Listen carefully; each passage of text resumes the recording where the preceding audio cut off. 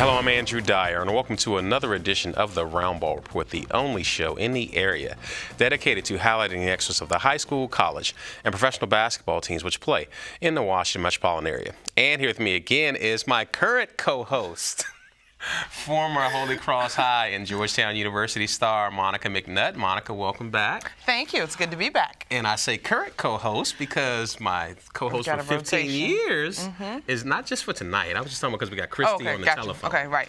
Okay, we got Chris. See, I just let the cat out the bag. We got Christy Winter-Scott is going to be joining us via telephone, and we've also got Nikki Lewis of NikkiLewisSportsChannel.com, and we're going to talk all things NBA playoffs and get folks ready for the WNBA season. Lots to talk about. Playoffs heading into the second round. Christy, are you there?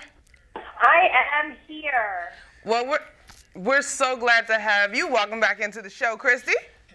Oh, I'm so glad to be back, and I'm always a part of the Roundball Report, so there's no separation, and thanks for keeping the chair warm, Miss McNutt. No problem. I do my best.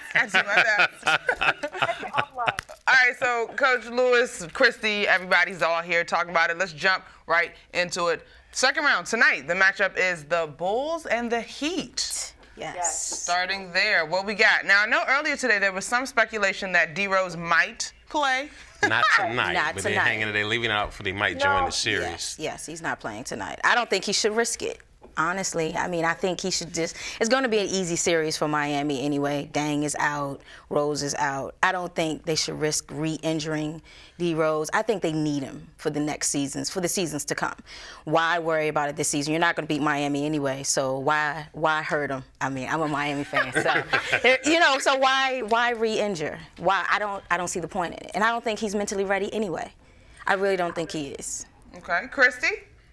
Well, I think all of the fans want to see him out there, but all of the fans weren't in the gym while he was getting shots up, And so I think that I think only Derrick Rose knows when he is going to be ready, and people should honor that and respect that, because while his body may say okay and the doctors say okay, we saw what happened with RG3. It's tough for athletes to say no, especially in a contentious environment where your team is really counting on you as one of the better players to step up and take him to the next round of the playoffs. But when all is said and done, the longevity, that's what Nikki was saying, the longevity of his career is really contingent upon his decision. And I think that you have to respect that. And I love that he is taking it upon himself without being pressured by outside forces to deal with it on his own and come back when he is 100% ready mentally and physically.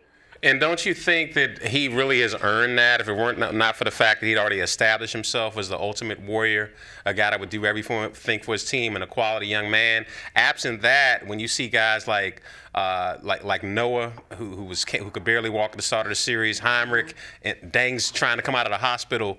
I mean, if it weren't for the fact that Derrick Rose is the type of, no question about a competitor that he is, there might be some rumblings, even greater rumblings about him. Hey, if these guys are sacrificing, why aren't you? Right, no question, and that's what leaders do. I think you have to understand that all of the players on that team have the utmost respect for Derrick Rose and his plight to make it back to the court. But I know they want him out there too because they're competitors. They want to win. They want to have an extra piece to the puzzle to take them to that next level. But when it comes down to it, they know that he's their leader and they have to honor his decisions. Right, but now we talk about the discussion wouldn't even be about Derrick Rose playing if if Brooklyn would have handled their business playing against a depleted. Depleted doesn't even do it justice. They got punished. I mean, they got punished in their own house in Game 7. They didn't show up. I mean, I think they thought it was going to come easy to them, and they pretty much gave the game away. I was shocked. I really didn't expect them to lose that game. So yeah, if they had shown up, we wouldn't be having this conversation today.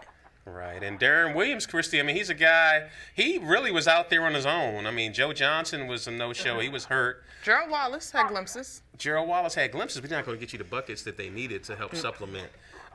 This is true. But it looked like PJ Carlesimo is taking the fall for that. I mean, they've already made the announcement that he's not going to come back. Christy, I mean, as a coach, when guys just don't show up for a Game 7, is that the coach's responsibility? You know what? It's really tough to say that PJ Carlesimo, you're fired because your players weren't motivated. But you have to give PJ Carlesimo some credit for being able to hang on to that interim role throughout the season and get his team to the playoffs after, firing the previous coach. So you have to give him kudos for that. But when it came down to it, he needed more players playing hard like Darren Williams.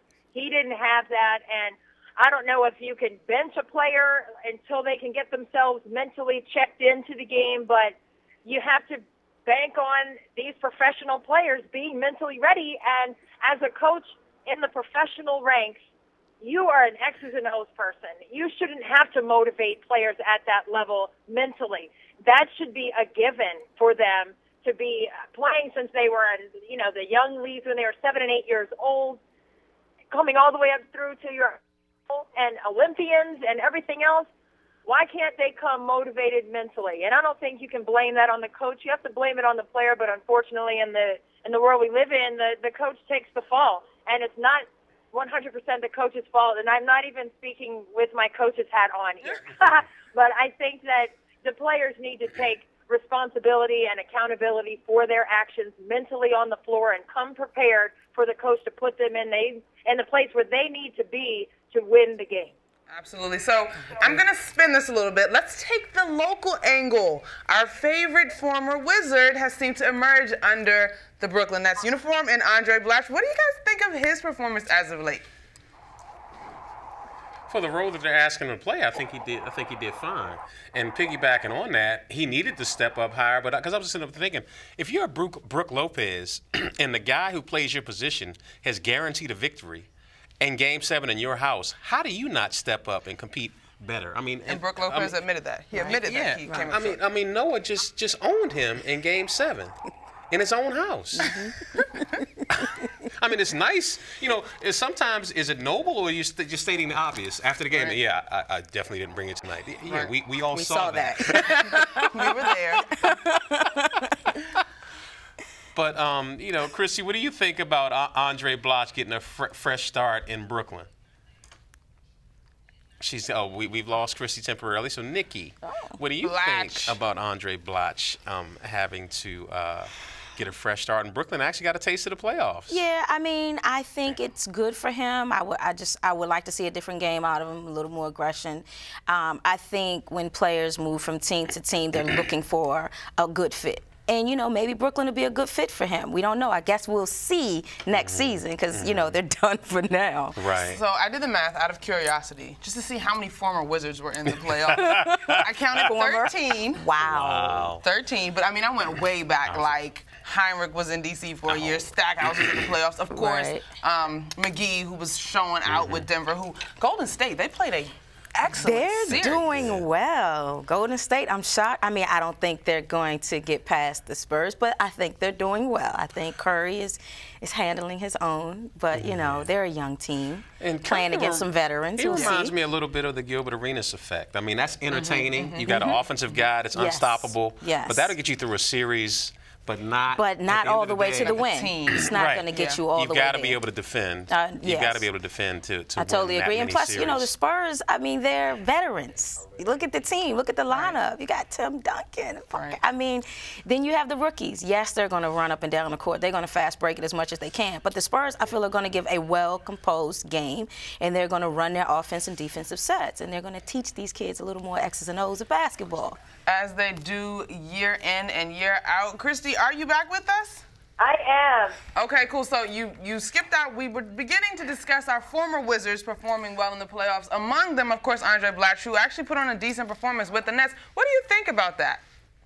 Well, I did hear a little bit of that discussion about Andre, and with his performance with the Nets, I think that, he needed a fresh start. And when players get that fresh start, they know that they are a commodity when it comes down to it. So when his back was up against the wall, he had to play hard and show improve, and I think that's what he did.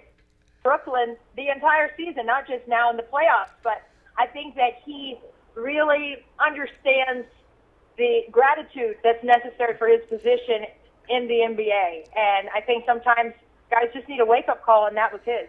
But in reality, Chris, ladies, if you look at it, the guys that they were trying to make the cornerstones of the team, they're doing well in their other teams, but they're not being asked to be cornerstones. None of them are starting. They asked JaVale McGee to be an every night center. They asked Andre Blatche to be every night power forward, and they asked Nick Young to be every night shooting guard.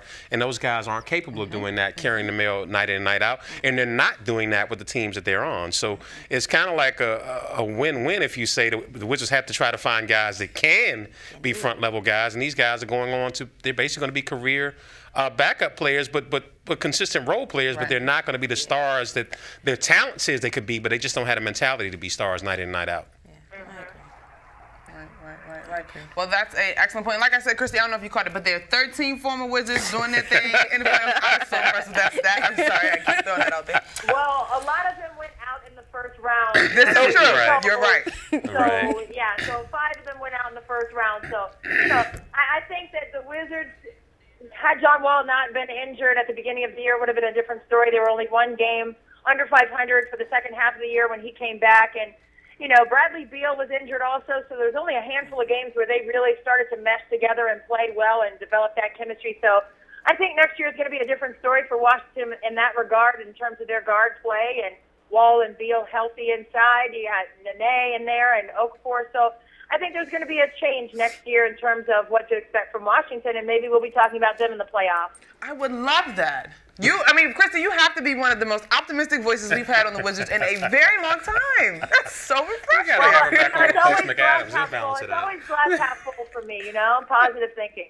I like that, Coach. I like that, Coach Winter-Scott. Yes, that's the ticket. Now, Christy, you're on the inside. You're down at the Verizon Center in the Washington, Monumental Sports headquarters. What's the discussion? Are they dependent upon where they land in the lottery as to whether or not they're going to actually try to keep that pick or to try to combine that to get someone that can be a frontline starter for them next year? I think no question. I think, everyone always gives you the GM speak, if you will, when you get to your pick in the draft, who are you going to select, and you want to say the best possible player, and that could be up for a big question for Washington. Who would be the best kind of player for Washington to choose in the draft? And I think they're going to do that. I think they're going to pick a good piece, a great player. And if I'm thinking, and this is just my thought, I think they're going to go for a power forward spot.